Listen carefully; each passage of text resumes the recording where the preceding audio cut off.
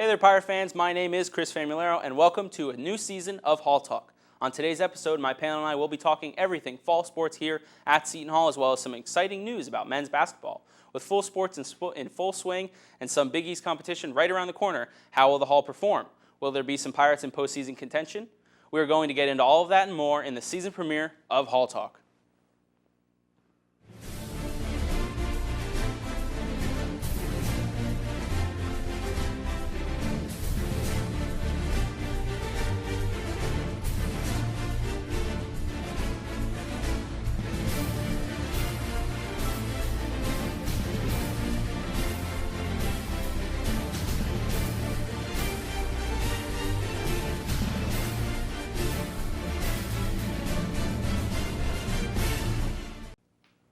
Hello and welcome back to Hall Talk. I'm here joined by my panel, Frank Frasco and Robert Ruszkowski. Guys, how are we doing today? Start of season 6, start of senior year for us. All Let's right. go. Excited. Absolutely. Doing well. Glad to be back here. I'm very glad to have you guys back. So we do have a very exciting episode of Hall Talk here. We are going to take a very deep dive into the fall sports arena.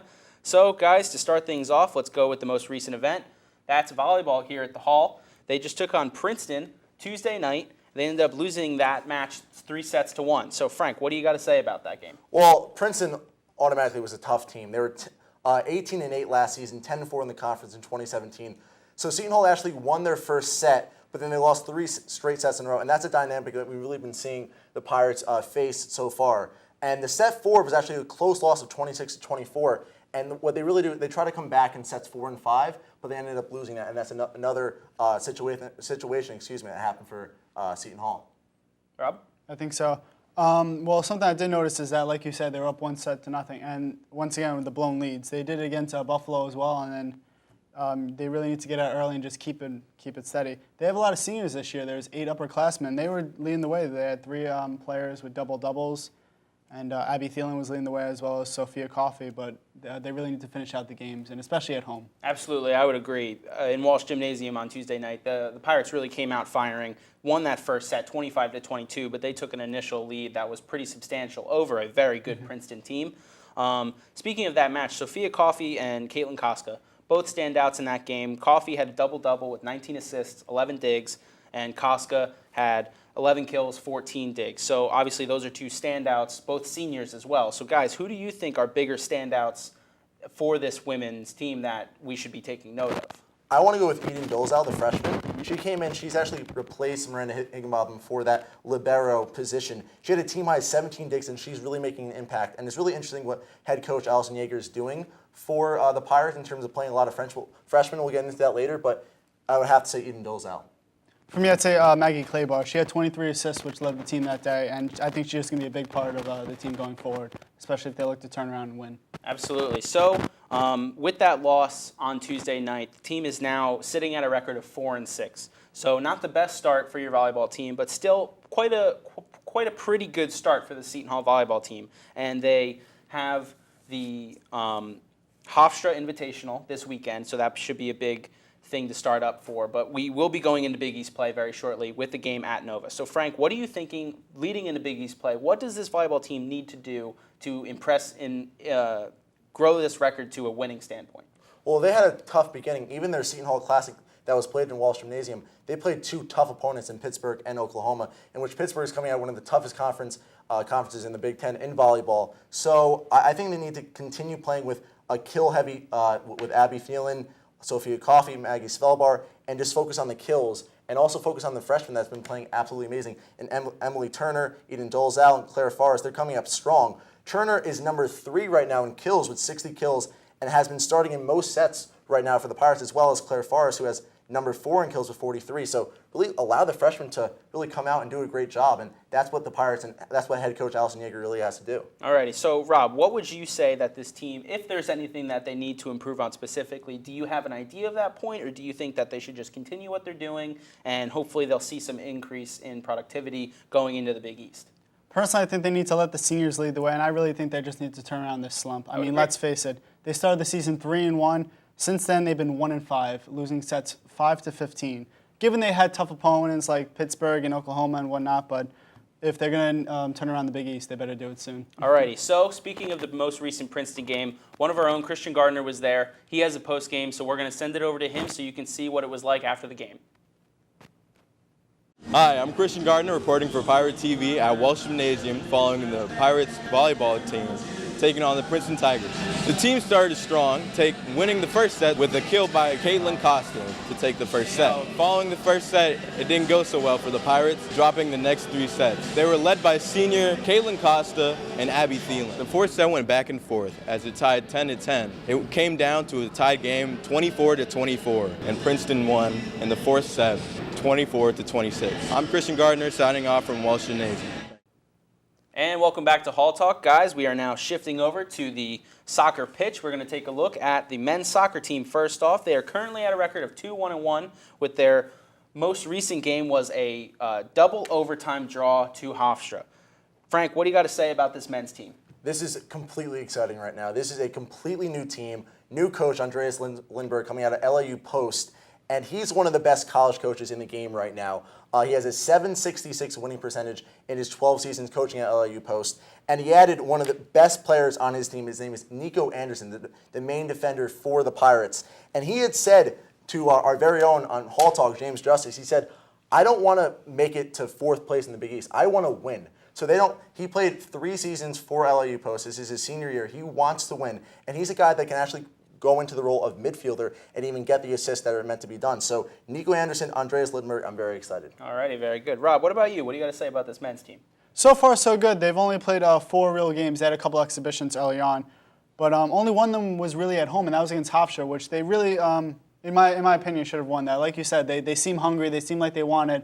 But, that double overtime draw, it was a little tough to watch. It was definitely tough. Yeah. But one thing that we can talk about, speaking of players, on the production side, Carlton McKenzie and C.J. Tibbling, both with 2 goals each in the production side. Guys, where do you think that this team might be lacking in the production sense so that they might be able to get those wins? Well, it was interesting. He talked about the Hofstra game last Thursday. That was a game in which Carlton McKenzie was shut down 3-1. It was a 3-1 isolation on McKenzie, and he wasn't able to I think he got off 1 shot in that game. So they faced a really tough Hofstra team who actually made it to the conference championship in their conference 6 years in a row. So they were a good team. They have a tough non-conference schedule.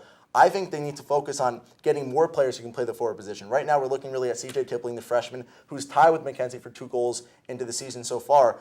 They need to look at other players that can come in. A player like Gabriel Viola, who is one of 2 Pirates from last season to start all 17 matches for the Pirates. And this is a graduate senior. He's ready to have some action. They put him in the second half as a sub, but having more opportunities to score the ball. And that's what I really saw on the Hofstra game. They were really getting the pitch outside, not going right toward the box and right toward the attack. This is a team in which Lindberg said, I want this style of play to be more aggressive, more energetic, and more exciting. And that's what they need to try to get towards to finish off the season and to finish off this non-conference schedule before going to Big East action. Definitely, Rob, and that's something that we can move on to very quickly. I'd love to hear, I want to hear what you think this team can be doing better, but the road ahead for this soccer team right now is they're taking on St. John's on Saturday, who's currently sitting at 3-0 in their regular rank. So, Rob, really quickly, what do you think are some production aspects that they could be doing better and for the road ahead? Well, like Frank was saying, I think the forward positions need to be a little bit better. In their last 2 games, they only scored 1 goal, which is obviously a problem if you want to win. Their goalkeeper, though, Andreas Noda, has had 1 shutout game, 2 games where he only allowed 1 goal. He's a sophomore out of Rome. I think if they want to win some games, they really need to rely on him.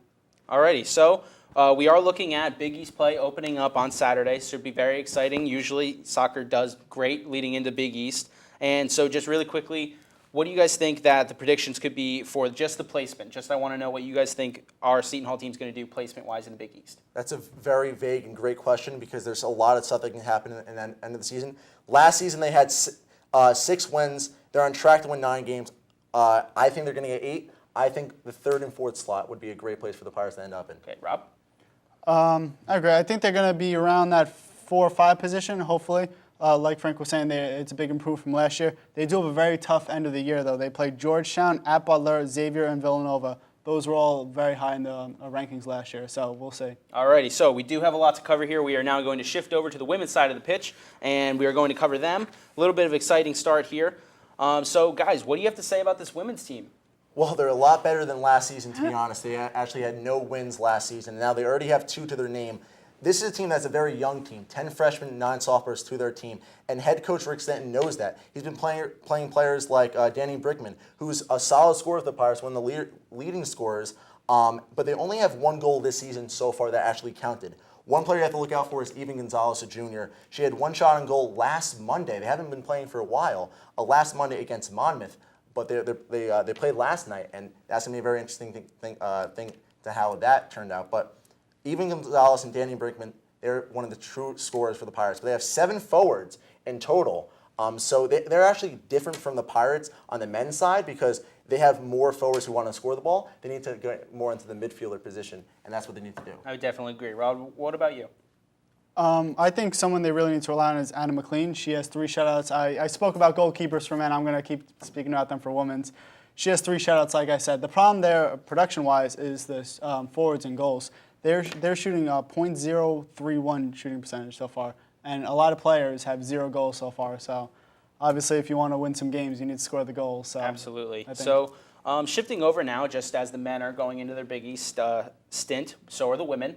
What would you say the Big East, their biggest rival would be that would help their season kind of catch some fire underneath them to really increase their charisma?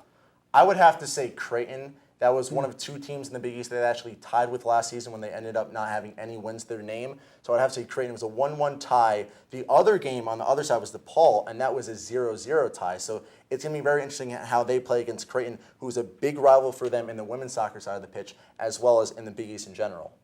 Alrighty, Rob, what about you? I'm going to agree with you with Creighton, and I'm going to say Butler. Actually, they're playing at Butler this year, so if they can get that win, that'll be huge for them. They tied with them last year as well, and they were towards the top of the ranking, so we'll see how that goes. Alrighty, so we're also going to do the same placement expectations that we did for the men. Where are we seeing these Lady Pirates fall into the Big East? Again, it's only upside right now for the Pirates. They were 8th place last year. Definitely higher than 8th. I'm going to go 6th place for the end of the season. Alrighty, I would agree. I also have them sitting at 6th place. Rob? Well, it's a triple threat here because I have them at 6 as well. I think they're going to sneak in. It's been very close games so far in the season, though. All their games besides the 1 tie have been decided by 1 goal, so it could really go either way. You know, sometimes 1 game is a difference between 7th or 5th. You know, getting in or falling out. So, like you said, the Lady Pirates did play Thursday night. They are out on the pitch against Lowell, Massachusetts. We should be able to see a post game from that later on. But now moving into the final thoughts, we're getting towards the end of the premiere of this season. So an exciting thing did occur Thursday. We were able to see the Pirates men's basketball schedule come out. So we obviously know Big East, you're going to see 2 games there. But some very interesting out-of-conference games in some pretty big arenas on some pretty big television screens. So guys, what would you say is the biggest game to watch for this new young men's basketball team? It has to be the second home game, Butler, January 9th. The Pirates lost to Butler in the Big East quarterfinal last year, 75-74. They're looking for some redemption, looking for some revenge. Second home game. The first home game is actually against St. John's. The second home game is going to be the first real home game for the Pirates. All righty. Rob, what about you? Obviously, this team has a much different look, and there's going to be a lot of tests for them this year. I mean, they're playing Louisville at home. They're playing Kentucky at the Garden. You can't get much bigger than that. But something that I'm looking at is St. John's, their first game of the Big East play. They still have Shamori Pons. They were able to shut them down last year in the regular season, but we'll see what happens with that. Alrighty, so I actually said that the Kentucky game would be the most exciting game for this Pirates team to play because, one, that Madison Square Garden can't get at a bigger arena than that for basketball. 2, that's a true blue blood you're coming against. And granted, the Pirates do play Villanova twice a year, who I would say are pretty much a new generation blue blood team. Last game of the season, too. Last game of the season as well should be very exciting at the Prudential Center. But I would say Kentucky is going to be the test for this young Pirates team. They are going to play some. Louisville is another great team that they're going to play. But I think Kentucky is going to be the real challenge, and that's where I think a lot of Pirate fans and Kevin Willard is going to see the actual production value of this young team. I mean, you only have Miles Powell returning from that starting lineup last year, and he's the new captain of the team. So that's your game where you're going to see what your production's like, how these players handle minutes against a big team. That team is a top 10 team in the country. That's huge. So that's what I would say. Moving on from that, other than that, what is your guys' favorite fall sport that we covered to go and watch personally and also for Hall Talk? I would have to say keep an eye on men's soccer. This is a team that's only on the uprise. I really like Lindbergh and what he's been doing with this team so far.